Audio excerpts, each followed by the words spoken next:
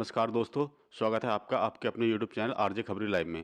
दोस्तों आप लोगों से रिक्वेस्ट है, यदि चैनल पर नए हैं तो प्लीज़ चैनल को सब्सक्राइब कर लें और बेल आइकन को प्रेस कर दें, जिससे आपको आने वाली सभी वीडियोज़ के नोटिफिकेशन समय पर मिलते रहें। दोस्तों आज की डिबेट यूसीसी को लेकर है। आप लोग देखेंगे कि मौलाना यूसीसी को लागू ना करने के लिए किस टाइप के लॉजिक पेश करते हुए नजर आएंगे। आपको ये सब देखकर काफ़ी हंसी आने वाली, काफ़ी मज़ा आने वाला है, इसलिए वीडियो को अंत तक जरूर देखें, वीडियो को स्किप ना करें। तो चलिए दोस्तों वीडियो शुरू करते हैं।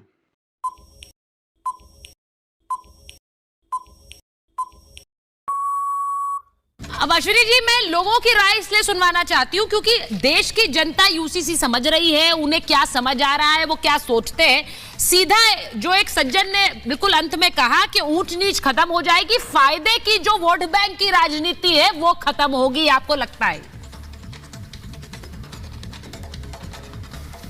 देखिए सुचित्रा जी, जो कोई भी कानून बनता है ना, ऐसा नहीं कि उससे सबके ऊपर उससे प्रभावी होते हैं। जैसे बलात्कार का कानून है, जो बलात्कार करेगा उसके ऊपर लागू होगा ना। ट्रैफिक का कानून है, जो ट्रैफिक लाइट तोड़ेगा, हेलमेट नहीं लगाएगा, उसको चालान होगा।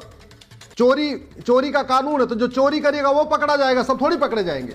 ऐसे ही जब यूनिफॉर्म सिविल कोड आ गया है तो सबको इसमें परेशान होने की जरूरत नहीं है। जो बाल विवाह नहीं करता उसमें कोई दिक्कत ही नहीं है। हाँ, जो 18 साल के पहले शादी करता है उसको थोड़ी दिक्कत आएगी, उसको बच्ची को अपनी पढ़ाना पड़ेगा। अब जब बेटी पढ़ेगी तो बेटी आगे बढ़ेगी।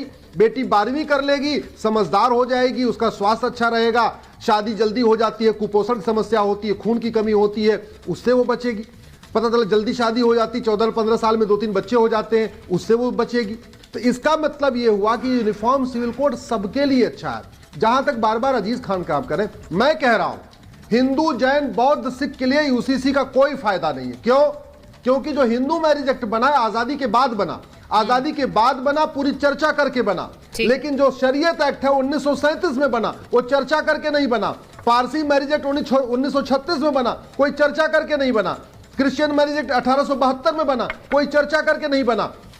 और अंग्रेजों ने जितने कानून बनाए उसमें लड़कियों को, माताओं बहनों को थर्ड क्लास बना के रखा। उन्होंने, चूंकि उनको पुरुषों को खुश रखना था, तो महिलाओं को बराबरी का दर्जा नहीं दिया। जबकि हिंदू मैरिज एक्ट आजाद भारत में बना, संविधान के प्रावधानों को ध्यान रखते हुए बना, इक्वलिटी बिफोर लॉ को ध्यान में रखते हुए बना, तो उसमें इक्वल राइट है। इसलिए यूसीसी आए चाहे ना आए, हिंदू, जैन, बौद्ध, सिख पे कोई फर्क नहीं पड़ता। सबसे ज्यादा फायदा वास्तव में मुस्लिम बेटियों को मिलेगा। अब ये पहले तो कहते हैं मुस्लिम में बहुत पिछड़ापन है। अरे भैया, पिछड़ापन है, उसी की दवाई यूसीसी है।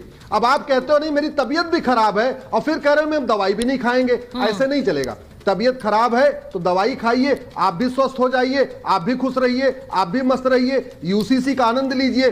शादी विवाह की उम्र एक समान, गुजारा भत्ता एक समान, ग्राउंड्स ऑफ डिवोर्स एक समान, प्रोसीजर ऑफ डिवोर्स एक समान, बच्चा गोद लेने का अधिकार एक समान, बच्चे के भरण पोषण का अधिकार एक समान, विरासत का अधिकार एक समान, वसीयत का अधिकार एक समान, माता पिता की देखभाल का अधिकार एक समान, एक पति एक पत्नी का नियम एक समान, और कुरीतियां खत्म। और ये कुरीतियां कहां की है? बाहर की है।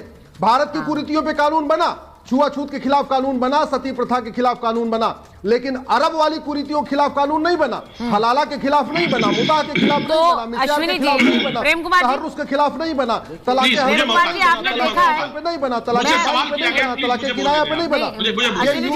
खत्म करेगा। ये दवाई जरूरी है। महाभारत में वकील से डॉक्टर बने अश्विनी उपाध्याय जी, वो जरा देख लीजिए पहले। वो कह रहे हैं ये दवाई जरूर खिलाऊंगा, डांट पड़ती थी कई दफा, वो दवाई खिलाकर स्वस्थ कर रहे हैं। अजीज खान साहब बोलना चाह रहे हैं, आरिफ प्रेम को जी। अजीज खान जी जल्दी से बोलेगा सर, फिर मैं प्रेम कुमार जी का जाऊं। देखिए सुचेता जी, अश्विनी जी बहुत बड़े वकील हैं सुप्रीम कोर्ट के, मैं उनका बड़ा सम्मान करता हूं। लेकिन कहीं कहीं उनकी जबान फिसल जाती है। हम लोग विरोध नहीं कर रहे हैं यूसीसी का, लेकिन सवाल इस बात का है कि इससे सबसे पहले इसको लागू कैसे किया जाए। आपके पास कोई ब्लूप्रिंट नहीं है, आप इसको पूरे देश में क्यों नहीं आपने लागू करने के लिए प्रयास किया, और साथ ही साथ आपने इसमें कोई ड्राफ्ट तैयार नहीं किया, सर्वदलीय बैठक नहीं की। एक बात हम चाहते भी कहा ऊंच नीच खत्म हो जाएगी, बिल्कुल निश्चित तौर पे। कैसे? हम चाहते हैं कि मंदिर और मठों में जो हमारा यस्सी समाज है उसको उसका हक नहीं मिल रहा है, आप साहब उसका हक देंगे? पहला सवाल अश्विनी जी आपको एडमिट करना है कि क्या वो पुजारी के तौर पे रहेगा। दूसरा सवाल मेरा है कि आर्थिक और सामाजिक दृष्टिकोण से जो पिछड़े समाज के लोग हैं, जो गरीब है, मजलूम है, जरूरतमंद है, उनको आरक्षण मिलेगा या नहीं मिलेगा? दूसरा सवाल। तीसरा सवाल, गाय की पूजा होती है हमारे देश में। अजीज खान जी, एक शुरुआत हो रही है, पूरे देश में आप खुद ही कह रहे हैं कि हम इसके खिलाफ नहीं है। हाँ भाई, हम इसके खिलाफ नहीं, तो शुरुआत तो होने दीजिए। और आप बार बार कह रहे हैं देश के लेवल पे क्यों नहीं लाया, वो तो खुलकर कह रहे हैं कि ये मॉडल कोड, ये मॉडल ड्राफ्ट की तरह होगा। ये तो खुद कह रहे हैं धामी जी कि ये मॉडल ड्राफ्ट की तरह होगा। ये कितना कामयाब यहाँ पर होगा, हमने प्रतिबद्धता जाहिर की थी। एक बार प्रेम कुमार जी बोलना चाह रहे हैं। प्रेम कुमार जी देखिए, ये दवाई ले लीजिए, जरूरी है।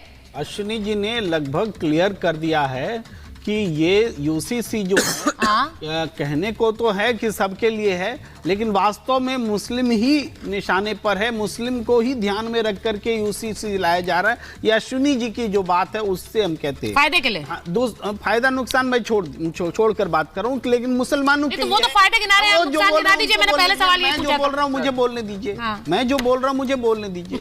दूसरी बात ये है पारसी को भी फायदा होगा, वो गैर पारसी शादी करेंगे, उनका प्रॉपर्टी राइट खत्म नहीं होगा। दूसरी बात यह है कि इस सरकार के पास में पूरे देश के लिए यूसीसी, जिसका कि वादा हमारे संविधान के विशेषज्ञों ने उस समय में किया था, परिकल्पना की थी, लाने का साहस नहीं है। ये दूसरी बात है। सर यही कहा था, 370 हटाने का साहस नहीं है इस सरकार में। तो जो बोल रहे हैं बहुत सोच कर बोले। लाने का कहा था कि नहीं कहा था? उन्होंने कहा था कि पहले मेरी बात बोलिए, सबसे ज्यादा डिस्टर्बेंस आप मेरे लिए ही रखती हैं। सुनिए पहले, यूसीसी अगर लाने का मतलब क्या है? उस समय भी कहा गया था पहले भी कि जब सबकी सहमति से, अभी हमारा देश इसके लिए तैयार नहीं है, ठीक है, सबकी सहमति से ये लाया जाएगा।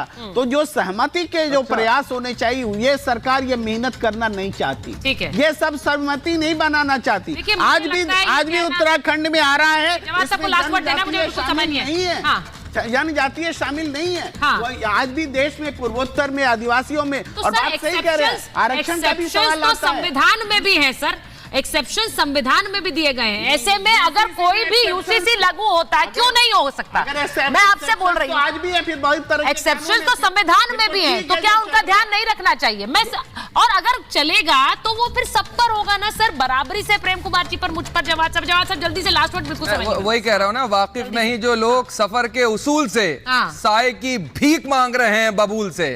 ये जो नीति भारतीय जनता पार्टी 2024 बबूल से मांग रहे हैं भाई। और ये आज अश्विनी उपाध्याय जो दवाई देने की बात करें, मुझे लगा ये दवाई बेचने वाले हैं, डॉक्टर नहीं है। दवाई डॉक्टर जो है वो सहूलियत के हिसाब से देखता है। ये तो दवाई बेच रहे हैं जबरदस्ती, मेरी दवाई ले लो ले लो। अरे भाई, जनता नहीं लेना चाह रही आपकी कोई दवाई, कोई मतलब आपकी दवाई में असर नहीं है, सारी बेअसर साबित हो रही है। चाहे वो कृषि कानून बिल लेकर के आते हैं, वो भी दवाई बेअसर हो गई आपकी, उसको रिजेक्ट कर दिया गया, आपको लेकर के आ गए। उसके बाद जो है आप लेकर के आए थे, लेकिन जनता रिजेक्ट नहीं कर रही है ना, समस्या ये है। आप कहिए जनता रिजेक्ट नहीं कर रही है। जब वो कल लोकसभा में कह रहे थे प्रधानमंत्री की 400 पार का की जो गणित उन्होंने समझाई है, वो तो कुछ महीने है ना, उन्होंने खुद ही बताया 90 से 100 दिन बचे हैं। उन 90 से 100 दिन में पता लग जाएगा कि दवाई कबूल है या दवाई कबूल नहीं है।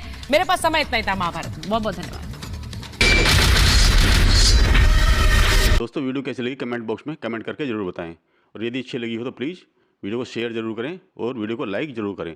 तो मिलते हैं नेक्स्ट वीडियो में एक अच्छी सी डिबेट लेकर। तब तक के लिए thanks for watching and bye bye.